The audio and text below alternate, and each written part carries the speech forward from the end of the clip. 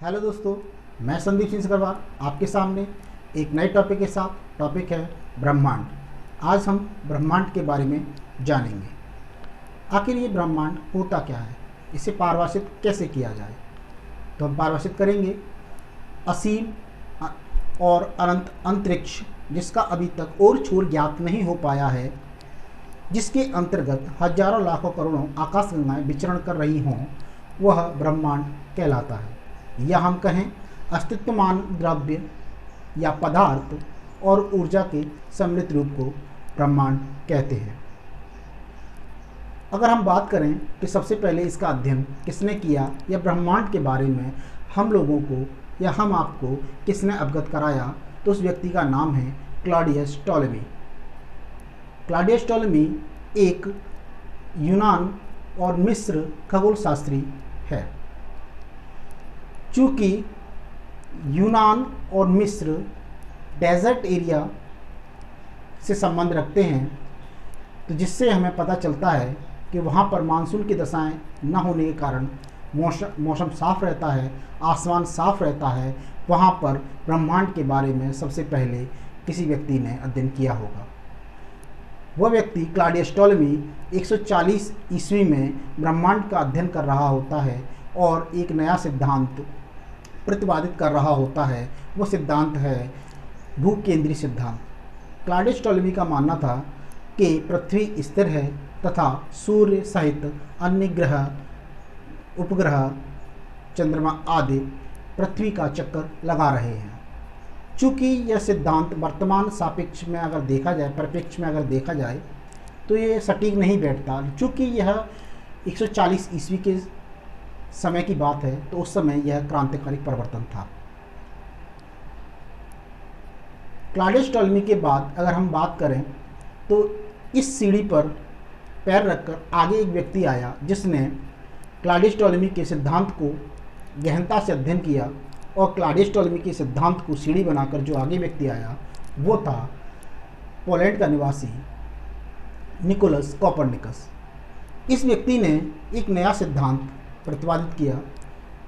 चूँकि यह अध्ययन काफ़ी लंबे समय तक रहा, 1473 से लेकर 1543 के मध्य निकोलस कोपरनिकस ने एक सिद्धांत प्रतिपादित किया, जिसका नाम था सूर्य केंद्रित सिद्धांत। इस सिद्धांत में निकोलस ने बताया कि सूर्य, पृथ्वी, सौरमंडल सहित अन्य ग्रह, उपग्रह आदि सभी पदार्थ सूर्य के चारों तरफ परिक्रमा कर रहे हैं। यानी उसका मानना था कि सूर्य स्थिर है और सभी ग्रह, उपग्रह आदि सूर्य का चक्कर लगा रहे हैं। चूँकि यह सिद्धांत काफ़ी हद तक लोगों को सटीक लगा, जो सौरमंडल से थोड़ा रिलेटेड करता है, इसलिए इस कारण निकोलस कोपरनिकस को आधुनिक खगोल शास्त्र का जनक कहा जाता है। इस सिद्धांत ने खगोल शास्त्र के क्षेत्र में क्रांतिकारी परिवर्तन ला दिए। इसके बाद अध्ययन क्रमशः बढ़ता गया। सन 1610 ईस्वी में एक व्यक्ति आता है, जिस व्यक्ति से आप सभी लोग परिचित हैं, जिसका खगोल शास्त्र या भूगोल में काफ़ी योगदान रहा है। वो व्यक्ति है गैलीलियो। शायद आपको गैलीलियो की दूरबीन भी याद आ गई हो। गैलीलियो ने उस समय दूरबीन का आविष्कार कर ब्रह्मांड के क्षेत्र में आमूल-चूल परिवर्तन किए।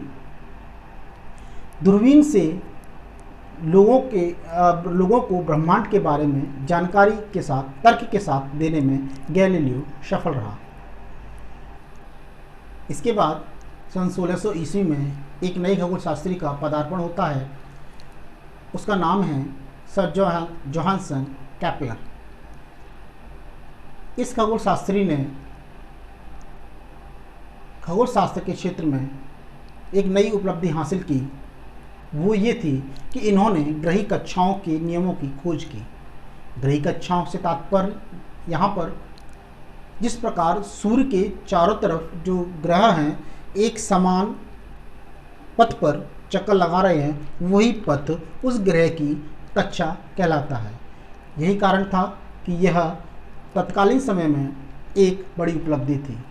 वो इसी कारण केपलर महोदय को नवीन खगोल शास्त्र का जनक भी कहते हैं। अगर इसके बाद अन्य खगोल शास्त्री की बात करें तो 1805 में एक खगोल शास्त्री सामने आते हैं जो कि ब्रिटेन के थे, जिनका नाम था हर्शल। हर्शल महोदय ने गैलीलियो की दूरबीन की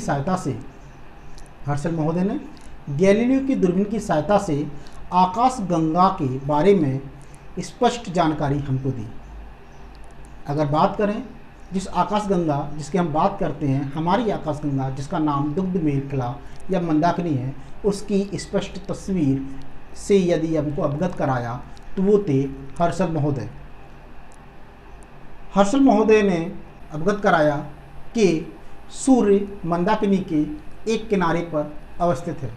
मतलब हर्शल महोदय 1805 में इतने लंबे समय अंतराल के बाद दूरबीन जो कि गैलीलियो की थी उसके माध्यम से आकाश गंगा के बारे में स्पष्ट वर्णन या स्पष्ट हमें बताया गया, तथा ये भी बताया गया कि जो सूर्य जिसके बारे में कहा जाता था कि इसके चारों तरफ पूरा ब्रह्मांड चक्कर लगा रहा है, सभी पदार्थ चक्कर लगा रहे हैं, उस सूर्य को आकाश गंगा के एक छोर पर, एक किनारे पर अवस्थित कर दिया गया।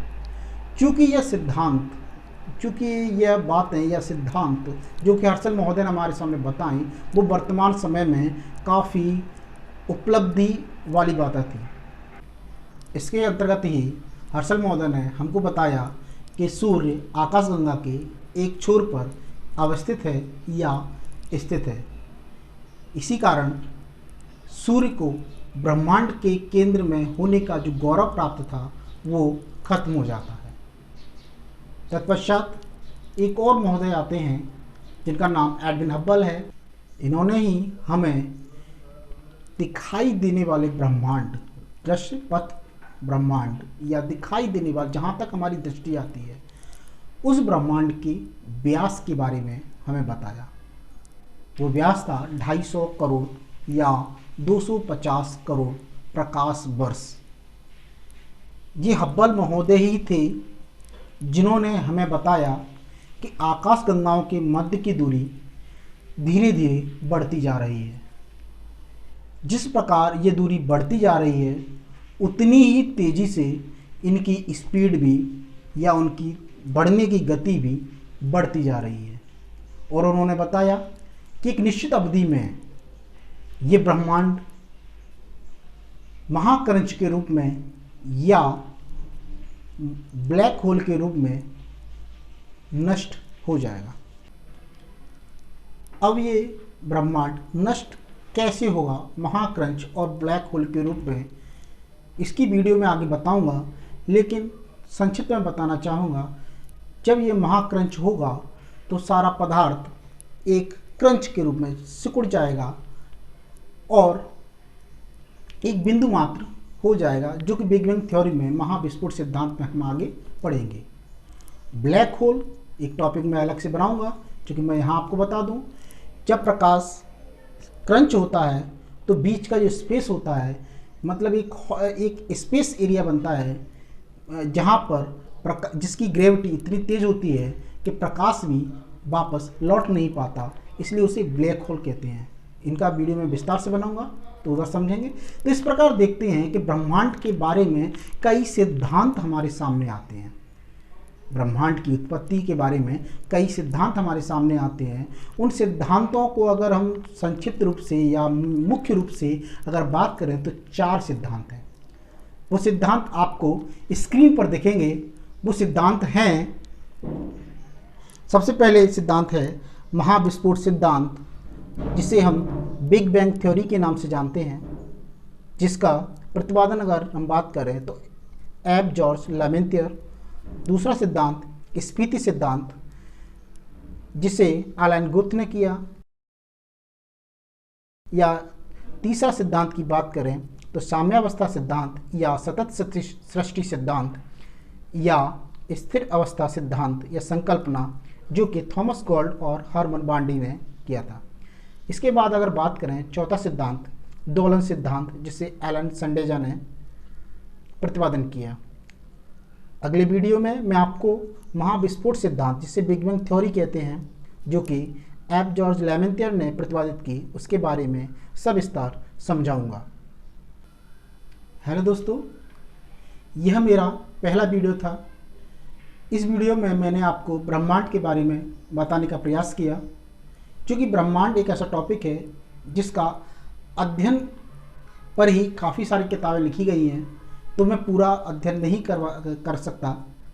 क्योंकि मैंने आपको सामान्य परिचय दिया, इसका क्रमशः परिचय दिया, और इसमें जो बीच में जो शब्द सामने आए, जैसे ब्लैक होल, आकाशगंगा, तारे, सूर्य, ग्रह, इन सभी का बारी बारी से प्रत्येक का वीडियो बनाऊंगा और इन सभी शब्दों को अर्थ सहित और व्याख्या सहित मैं आपको सामने प्रस्तुत करूंगा।